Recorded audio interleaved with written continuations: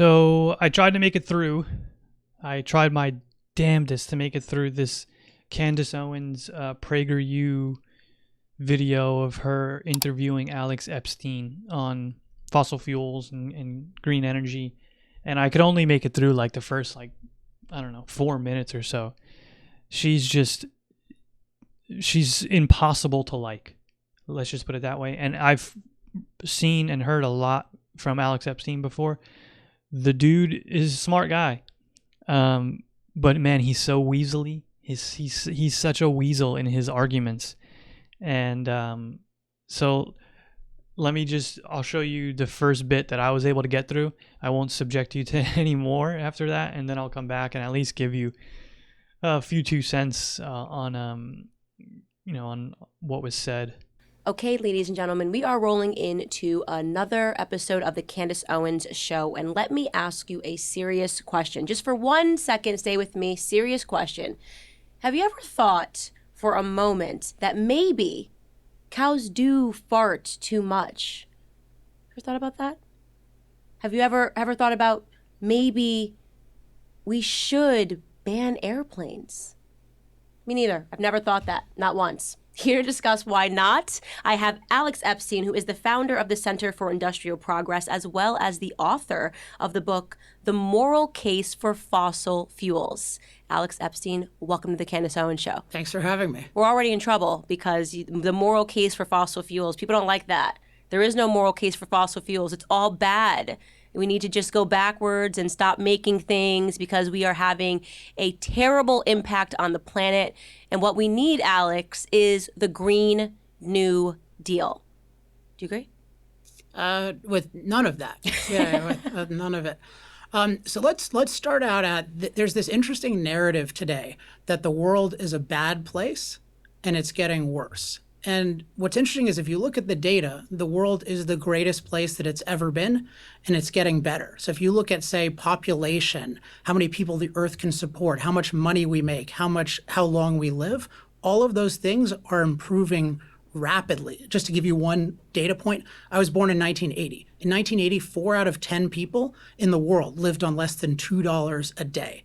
Today, it's less than 1 out of 10. So you just think about how amazing is the world that we live in. And then fossil fuels, that drives it all because energy is the industry that powers every other industry, and fossil fuels are by far the world's leading source of energy. So that's enabled us to produce all the amazing food and clothing and shelter and healthcare that have made life great. We can also talk about they've also produced a much better environment.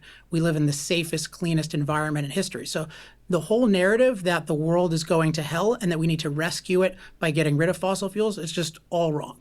Well, that seems weird because Greta Thunberg, who is a scientist, oh wait, no, she's not a scientist, a leading, no, she's not leading in anything. Greta Thunberg, who is a high school dropout, she says that we're not going to have a planet to live on, and how dare you?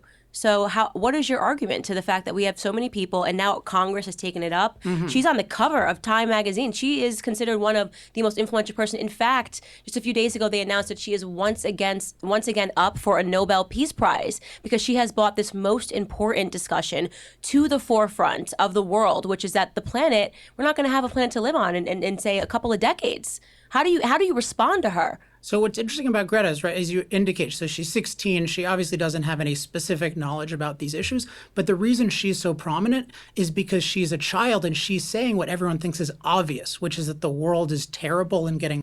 That's all I can handle. And that's all I wish to subject you to as well. Candace Owens is just a terrible person. Just flat out. Just a terrible human being. She is attacking a 16-year-old girl, and she's trying to be like funny about it. It's not funny. It's stupid. Okay. And she then says she's a high school dropout. Like she's gotcha. Oh, I gotcha. She's a nobody. She's a high school dropout. Candace is just a terrible human being and an absolute cancer on our public discourse. But I digress from that. Let's go back to Alex, and he says that there's some narrative that the world is just getting worse, and we're worse off, and things are going to hell. Who's writing that narrative? Where is that narrative coming from? I'm sure there are some people out there that you can find, but I mean, it's not a prominent narrative that's like being paraded around, any kind of circles, whether they be political or media wise. Again, I'm sure you can find certain articles here and there, but he builds up a straw man there. And then he goes and says that fossil fuels have got us to build the civilization we have and the society we have, and look, things are good, and we have food and we have the clothes. Yeah, that's true. That is true. In the short term, fossil fuels have got us to where we are. That's not the argument. We're arguing that in the long term, if we continue on this path, there will be catastrophic climate implications. That's the argument. And the added wrinkle in there is the fact that, yes, they've gotten us here, but now we're at the point where what renewables can take us further, and we can reduce the amount of harm we're doing to the planet's climate. So fossil fuels have gotten us to where we are. Yes, great, grand, wonderful.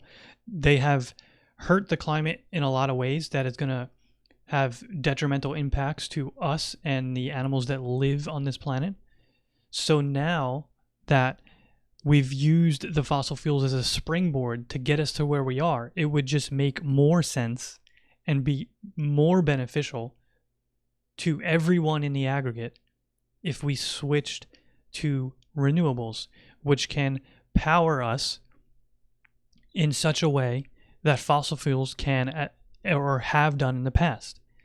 So we need to look into things like, and continue to push forward to get solar, wind, nuclear, geothermal.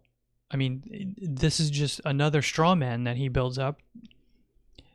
And no one's arguing the fact that, no one reasonable is arguing the fact that fossil fuels have got us to where we are and built this great society that some of us are lucky to be born into.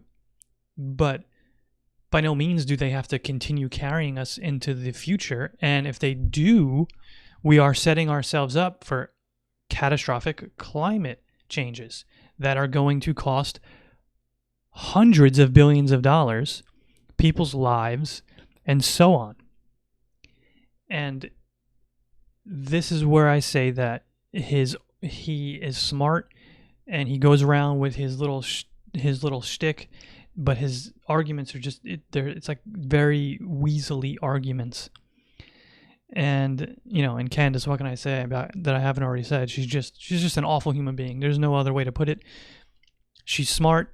She's a grifter. She knows what she's doing.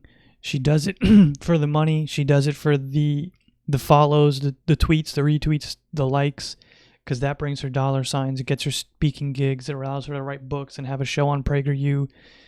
But she is terrible. Just a terrible human being.